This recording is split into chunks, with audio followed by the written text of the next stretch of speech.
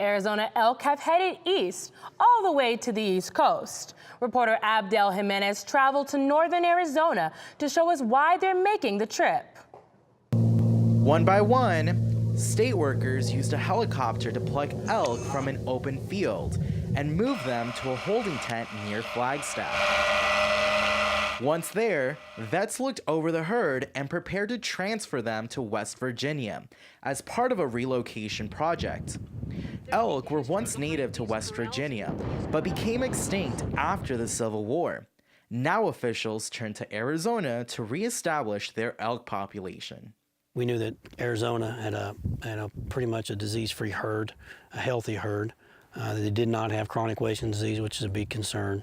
West Virginia project leader Randy Kelly says the team hopes to establish a herd of about 2,800 elk.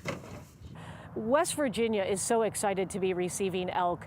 That's a state that hasn't had elk in a long, long time. Shepard lives in the area where the state kept the animals for a little over a month. The elk were kept at Raymond Wildlife Area, where they were fed and checked for diseases right before heading out to West Virginia. Kelly says reestablishing the elk population will add to the state's economy, mostly through hunting. We expect somewhere between $6 to $12 million of economic input just from tourism to our communities. Several nonprofit organizations paid for the relocation effort. Back in 1913, Arizona also received elk from Yellowstone to reestablish its own population, which has grown to more than 40,000 elk today. In Flagstaff, Abdel Jimenez, Cronkite News.